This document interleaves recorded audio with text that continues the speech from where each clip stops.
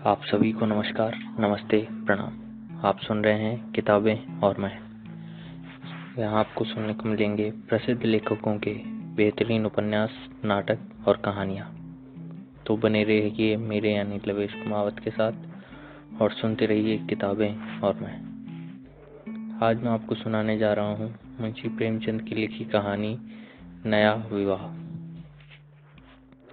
हमारी देह पुरानी है, लेकिन इसमें सदैव नया रक्त दौड़ता रहता है। नए रक्त के प्रभाव पर ही हमारे जीवन का आधार है। पृथ्वी की इस चिरंतर व्यवस्था में यह नयापन उसके एक एक अणु में, एक एक कण में, तार में बसे हुए स्वरों की भांति गूंजता रहता है। और यह 100 साल की बुढ़िया आज भी नवेली दुल्हन बनी हुई है।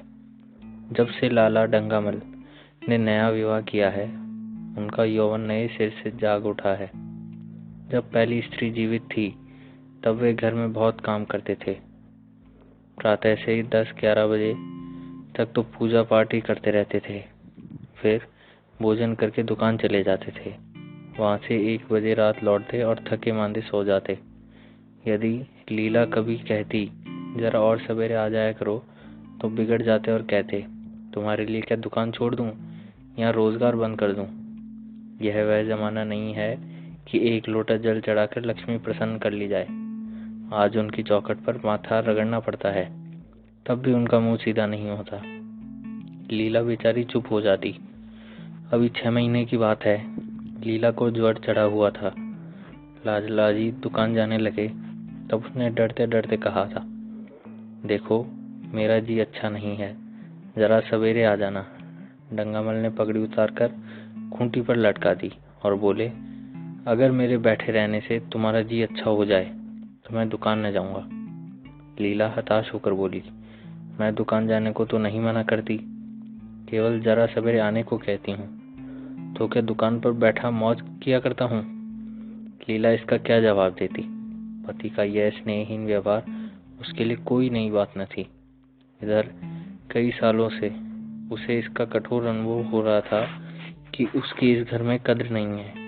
बस अक्सर इस समस्या पर विचार भी किया करती, पर वह अपना कोई अपराध न पाती।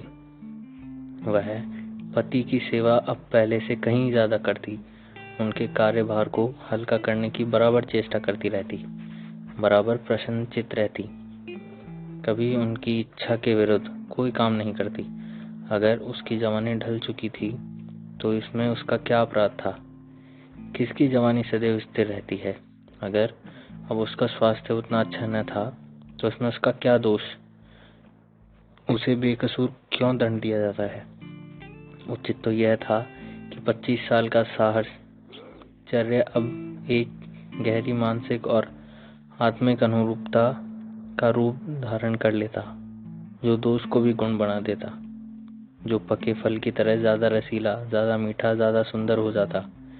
लेकिन लालाजी का वाणिक हृदय हर एक पदार्थ को वाणिज्य के तराजू में तोलता था। बूढ़ी गाय जब तक दूध दे सकती है न बच्चे, तब उसके लिए गौशाला में ही अच्छी जगह है।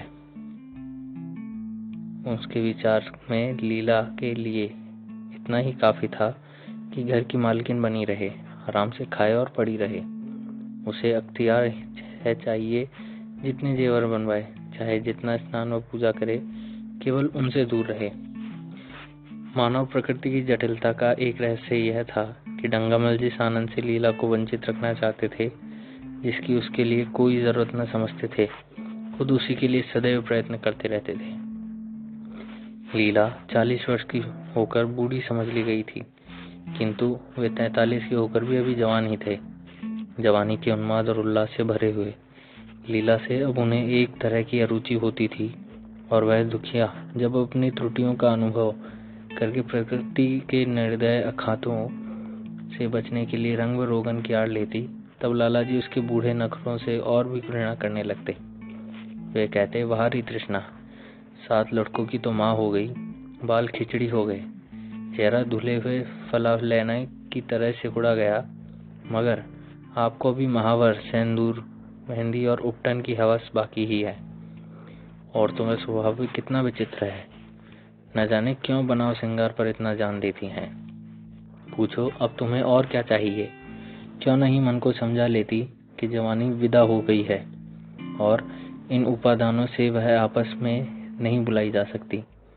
लेकिन वे खुद जवानी का स्वप्न देखते रहते थे। उनकी जवानी की तृष्णा अभी शांत न हुई थी। जाड़ों में रसों और पाकों का सेवन करते रहते थे। हफ्तों में 2 बार खिजाब लगाते और एक डॉक्टर से मंकी ग्लैंड के विषय में पत्र व्यवहार कर रहे थे। लीला ने उन्हें असमंजस में देखकर कातर स्वर में पूछा, कुछ बतला सकते हो? कै बजे आओगे? लालाजी ने शांत स्वभाव से पूछा, तुम्हारा जी कैसा है? लीला क्या जवाब दे? अगर कहती कि बहुत खराब है तो शायद वे महाशय वहीं बैठ जाएं और उसे जली कटी सुनाकर अपने दिल का पुकार निकालें। अगर कहती कि अच्छी हूँ तो शायद निश्चित होकर 2 बजे तक कहीं खबर लें। इस दुविधा में डरते डरते बोली, अब तक तो हल्की थी लेकिन अब कुछ भारी हो रही है। तुम जाओ दुकान पर, लोग तुम्हारी राह देखते होंगे। हाँ, ईश्वर के लिए एक दो न बजा देना। लड़के सो जाते हैं, मुझे जरा भी अच्छा नहीं लगता, जी घबराता है। सेठ जी ने अपने स्वर में स्नेह की चाशनी देकर कहा, 12 बजे तक आज जरूर जाऊंगा। लीला का मुख धूमिल हो गया। उसने कहा, 10 बजे तक नहीं आ सकते? 11:30 बजे से पहले किसी तरह नहीं। नहीं, 10:30। अच्छा, 11 बजे। लाला वादा करके चले गए, लेकिन 10 बजे रात को एक मित्र ने मुजरा सुनने के लिए बुला भेजा। इस निमंत्रण को कैसे इनकार कर देते? जब एक आदमी आपको खातिर से बुलाता है तब यह कहाँ की भलमानसता है कि आप उसका निमंत्रण अस्वीकार कर दें। लाला जी मुजरा सुनने चले गए। 2 बजे लौटे। चुपके से आकर नौकर को जगाया और अपने कमरे में जाकर लेट रहे। लीला उनकी राह देखती, प्रतीक्षण विकल वेदना का अनुभव करती हुई न जाने कब सो गई थी। अंत को इस बीमारी ने अभागिनी लीला की जान ही लेकर छोड़ा। लाला जी को इसके मरने का बड़ा दुख हुआ। मित्रों ने संवेदना के तार भेजे। एक दैनिक पत्र में शोक प्रकट करते हुए लीला के मानसिक और धार्मिक सद्गुणों को खूब बढ़ाकर वर्णन किया। लाला जी ने इन सभी मित्रों को हार्दिक धन्यवाद दिया और लीला के नाम से बालिका विद्यालय में 5 वजीफे प्रदान कर दिए तथा मृतक भोज को तो जितने समारोह से किया गया वह नगर के इतिहास में बहुत दिनों तक याद रहेगा। लेकिन 1 महीना भी न गुजर पाया कि लाला जी के मित्रों ने चारा डालना शुरू कर दिया और उसका असर यह हुआ कि 6 महीने की विदुरता के तप के बाद उन्होंने दूसरा विवाह कर लिया। आखिर बेचारे क्या करते? जीवन में एक सहचर्य की आवश्यकता तो थी ही और इस उम्र में तो एक तरह से अनिवार्य हो गई थी। जब से नई पत्नी आई, लाला जी के जीवन में आश्चर्यजनक परिवर्तन हो गया। दुकान से अब उतना प्रेम नहीं था। लगातार हफ्तों न जाने में भी उनके कारोबार में कोई हर्ज नहीं होता था। जीवन के उपभोग की जो शक्ति दिन दिन क्षीण होती जाती थी, अब वह छींटे पाकर सजीव हो गई थी। सूखा पेड़ हरा हो गया था, उसमें नई नई कोबलें फूटने लगी थी। मोटर नई आ गई थी, कमरे नए फर्नीचर से सजा दिए गए थे, नौकरों की भी संख्या बढ़ गई थी, रेडियो आ पहुंचा था और प्रतिदिन नए नए उपहार आते रहते थे। लाला जी की बूढ़ी जवानी जवानों की जवानी से भी प्रखर हो गई थी। उसी तरह जैसे बिजली का प्रकाश चंद्रमा के प्रकाश से ज्यादा स्वच्छ और मनोरंजक होता है। लाला जी को उनके मित्र एक रूपांतरण पर बधाइयां देते जब वे गर्व के साथ कहते, भाई हम तो हमेशा जवान रहे और हमेशा जवान ही रहेंगे। बुढ़ापा यहाँ आए तो उसके मुंह में कालिख लगाकर गधों पर उल्टा सवार करा के शहर से निकाल दें। जवानी और बुढ़ापे को न जाने क्यों लोग अवस्था के संबंध कर देते हैं। जवानी का उम्र से उतना ही संबंध है जितना धर्म का आचार से, रुपए का ईमानदारी से, रूप का श्रृंगार से। आजकल के जवानों को आप जवान कहते हैं, उनकी 1000 जवानियों को अपने 1 घंटे से भी न बदलूंगा। मालूम होता है कि उनकी जिंदगी में कोई उत्साह ही नहीं, कोई शौक ही नहीं। जीवन क्या है? गले में पड़ा हुआ एक ढोल है। यही शब्द घटा बढ़ाकर वे आशा के हृदय पटल पर अंकित करते रहते थे। उसके बराबर सिनेमा, थिएटर और दरिया की सैर के लिए आग्रह करते रहते, लेकिन आशा को न जाने क्यों इन बातों में जरा भी रुचि न थी। वह जाती तो थी, मगर कुछ टाल टूट करने के बाद एक दिन लाला जी ने आकर कहा, चलो आज बजरे का दरिया की सैर करें। वर्षों के दिन थे, दरिया चढ़ा हुआ था, मेघमालाएं अंतर्राष्ट्रीय सेनाओं की भलीभांति रंग बिरंगी वर्दियां पहने आकाश में कवायद कर रही थी। सड़क पर लोग मल्हार और बारहमासा गाते चलते थे। बागों में झूले पड़ गए थे। आशा ने बेदिली से कहा, मेरा जी तो नहीं चाहता। लाला जी ने मृदु प्रेरणा के साथ कहा, तुम्हारा मन कैसा है जो आमोद प्रमोद की ओर आकर्षित नहीं होता? चलो जरा दरिया की सैर देखो। सच कहता हूँ, बजरे पर बड़ी बहार रहेगी। आप जाएं, मुझे और कोई काम करने हैं। काम करने को आदमी है, तुम क्यों काम करोगी? महाराज अच्छे सालान नहीं पकाता। आप खाने बैठेंगे तो यूं ही उठ जाएंगे। आशा अपने अवकाश का बड़ा भाग लाला जी के लिए तरह तरह के भोजन पकाने में ही लगाती थी। उसने किसी से सुन रखा था कि एक विशेष अवस्था में के बाद पुरुष के जीवन का सबसे बड़ा सुख रसना का स्वाद ही कहा जाता है। लाला जी की आत्मा खिल उठी। उन्होंने सोचा कि आशा को उनसे कितना प्रेम है कि वह दरिया की सैर को उनकी सेवा के लिए छोड़ रही है। एक लीला थी, मान न मान चलने को तैयार रहती थी, पीछा छुड़ाना पड़ता था, खामखा सिर पर सवार हो जाती थी और जरा मजा किरकिरा कर देती थी। स्नेह भरे उलाने से बोले, तुम्हारा मन भी विचित्र है। अगर एक दिन सालन फीका ही रह गया, ऐसा क्या तूफान आ जाएगा? तुम तो मुझे बिल्कुल निकम्मा बनाए देती हो। अगर तुम न चलोगी तो मैं भी न जाऊंगा। आशा ने जैसे गले से फंदा छुड़ाते हुए कहा, आप भी तो मुझे इधर उधर घुमा घुमा कर मेरा मिजाज बिगाड़ देते हैं। यह आदत पड़ जाएगी तो घर का धंधा कौन करेगा? मुझे घर के धंधों से रत्ती भर की परवाह नहीं, बाल की नोक बराबर भी नहीं। मैं चाहता हूँ कि तुम्हारा मिजाज बिगड़े और तुम गृहस्थी की चक्की से दूर रहो और तुम मुझे बार बार अपने आप क्यों कहती हो? मैं चाहता हूँ तुम मुझे तुम कहे को, तू कहो, गालियां दो, धौल जमाओ। तुम तो मुझे आप कह के देवता के सिंहासन पर बैठा देती हो। मैं अपने घर में देवता नहीं, चंचल बालक बनकर रहना चाहता हूँ। आशा ने मुस्कुराने की चेष्टा करते हुए कहा, भला मैं आपको तुम कहूंगी? तुम बराबर वाले को कहा जाता है कि बड़ों को।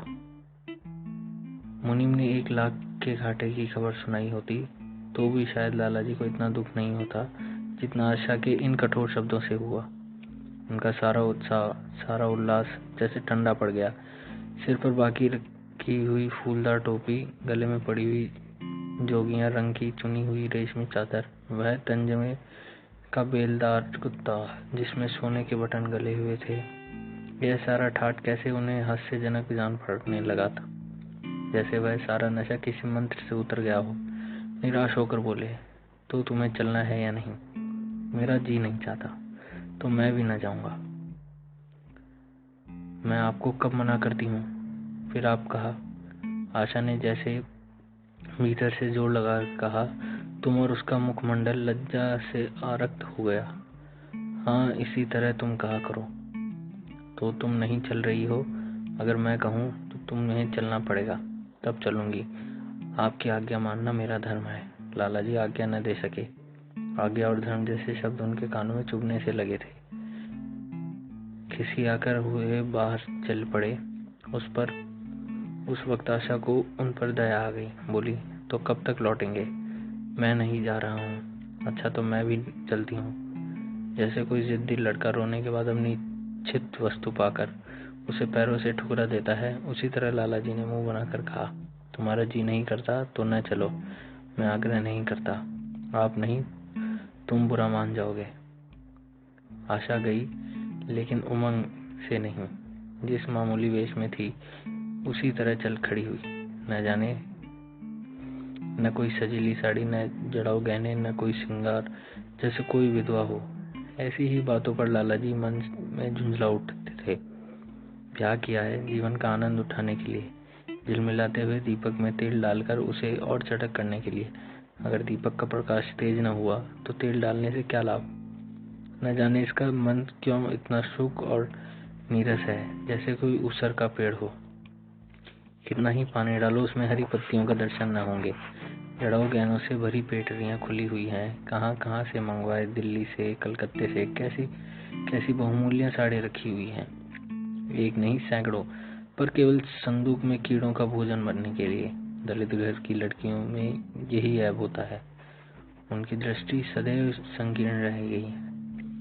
न खा सके, न पहन सके, न दे सके, उन्हें तो खजाना भी मिल जाए तो यही सोचती रहेंगी कि खर्च कैसे करें। दरिया की सैर तो हुई, पर विशेष आनंद न आया। कई महीनों तक आशा की मनोवृत्तियों को जगाने का असफल प्रयत्न करके लाला जी ने समझ लिया कि इसकी पैदाइश ही मुहर्रमी है, लेकिन फिर भी निराश न हुए। ऐसे व्यवहार में एक बड़ी रकम लगाने के बाद वे उसमें अधिक से अधिक लाभ उठाने के वर्णिक प्रवृत्ति को कैसे त्याग देते। विनोद की नई नई योजनाएं पैदा की जाती और ग्रामोफोन अगर बिगड़ गया है, गाता नहीं या साफ आवाज नहीं निकलती तो उसकी मरम्मत करवानी पड़ेगी। उसे उठाकर रख देना तो मूर्खता है। इधर बूढ़ा महाराज एकाएक बीमार होकर घर चला गया और उसकी जगह उसका 17-18 साल का जवान लड़का आ गया था।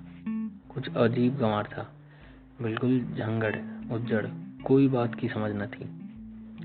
जितने फूल के बना था उतनी तरह के। हाँ, एक बात समान होती, सब बीच में मोटे होते, किनारे पतले। दाल कभी तो इतनी पतली जैसे चाय, कभी इतनी गाढ़ी जैसे दही। नमक कभी इतना कम कि बिल्कुल फीकी, कभी इतना तेज कि नींबू का शौकीन। आशा मुंह हाथ धोकर चौके में पहुंच जाती और इस डपोर संग को भोजन पकाना सिखाती। एक दिन उसने कहा, तुम कितने नालायक आदमी हो जुगल। आखिर इतनी उम्र तक तुम घास खोदते रहे या भांड झोंकते रहे कि फुलके तक नहीं बना सकते। जुगल आंखों में आंसू भर कर कहने लगा, बहू जी, अभी मेरी उम्र ही क्या है, चतुर्वा ही तो पूरा हुआ है। आशा को उसकी बात पर हंसी आ गई। उसने कहा, तो रोटियां पकाना क्या 10-5 साल में आता है। आप 1 महीना सिखाते हैं बहू जी, फिर देखिए मैं आपको कैसे फुलके खिलाता हूँ। जी खुश हो जाए। जिस दिन मुझे फुलके बनाने आ जाएंगे मैं आपसे कोई इनाम लूंगा। सालन तो अब मैं कुछ कुछ बनाने लगा हूँ। क्यों? आशा ने हौसले बढ़ाने वाली मुस्कुराहट के साथ कहा। सालन नहीं, वो बनाना आता है। अभी कल ही नमक इतना तेज था कि खाया न जाए। मसाले में कचांधा आ रही थी। मैं जब सालन बना रहा था तब आप यहाँ कब थी? अच्छा, तो जब मैं यहाँ बैठी रहूं तब तुम्हारा सालन बढ़िया पकेगा। आप बैठी रहती हैं तब मेरी अक्ल ठिकाने रहती है। आशा को जुगल की इन भोली बातों पर खूब हंसी आ रही थी। हंसी को रोकना चाहती थी, पर वह इस तरह निकली पड़ती जैसे एक भरी बोतल उड़ेल ली गई हो। और मैं नहीं रहती तब तो आपके कमरे के द्वार पर जा बैठता हूँ, वहां बैठकर अपनी तकदीर को रोता हूँ। आशा ने हंसी रोककर पूछा, क्यों रोते क्यों हो? यह न पूछिए बहू जी, आप इन बातों को नहीं समझेंगी। आशा ने उसके मुंह की ओर प्रश्न की आंखों से देखा। उसका आशय कुछ तो समझ गई, पर न समझने का बहाना किया। तुम्हारे दादा आ जाएंगे तब तुम चले जाओगे। और क्या करूंगा बहू जी?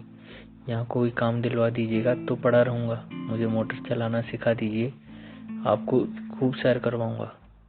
नहीं नहीं बहू जी, आप हट जाइए, मैं पतीली उतार लूंगा।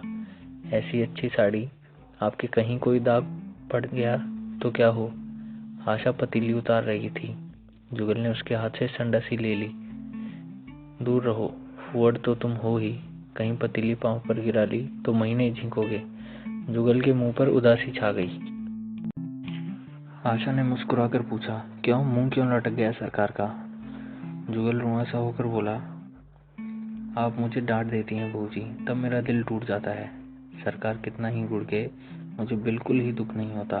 आपकी नजर कहीं देखकर मेरा खून सर्द हो जाता है। आशा ने दिलासा दिया, मैंने तुम्हें डांटा तो नहीं, केवल यही तो कहा कि कहीं पतीली तुम्हारे पाँव पर गिर पड़ी तो क्या हो?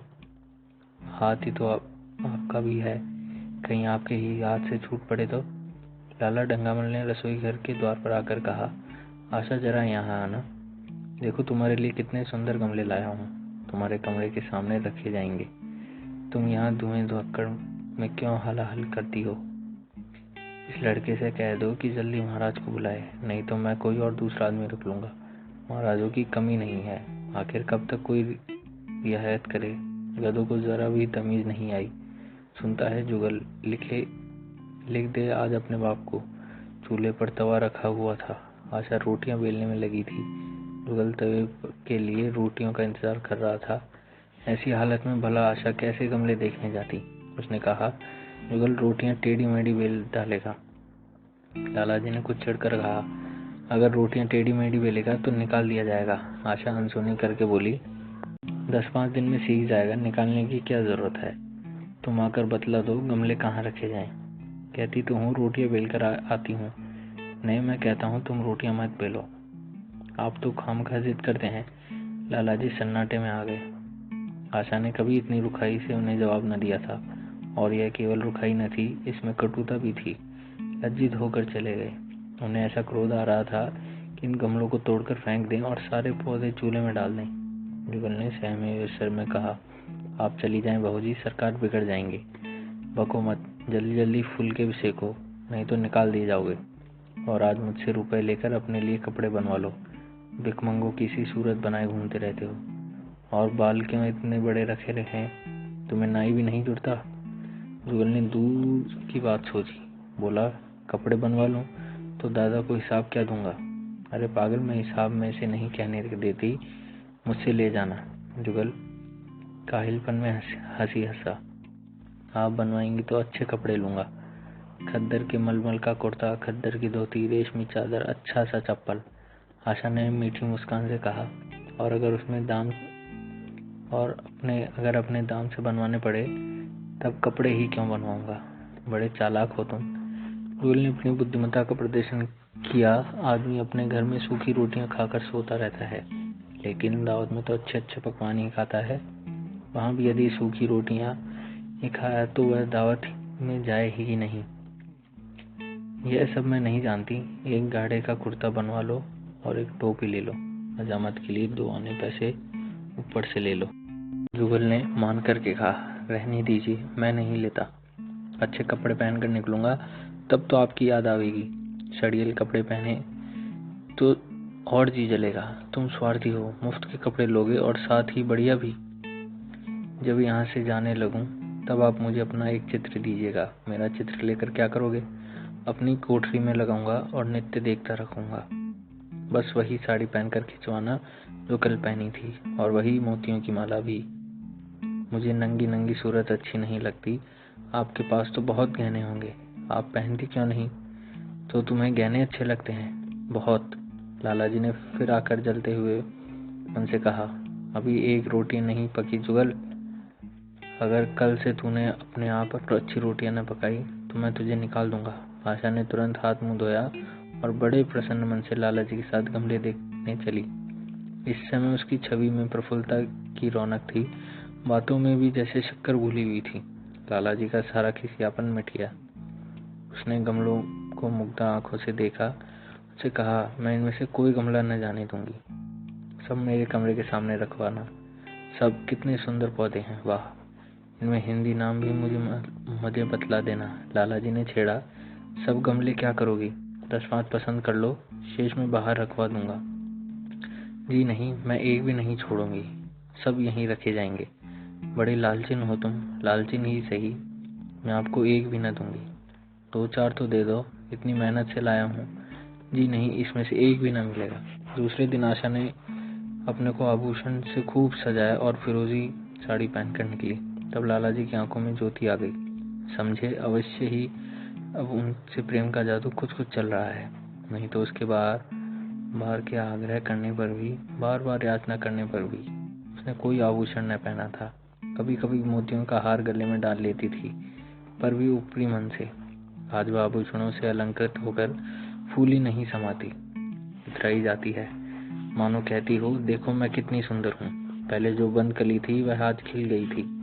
लालाजी पर गढ़ो नशा चढ़ा हुआ था। वे चाहते थे कि अपने मित्रों और बंधु वर्ग आकर इस सोने की रानी के दर्शन करके अपनी आंखें ठंडी करें, देखें कि कहीं वह कितनी सुखी, संतुष्ट और प्रसन्न है।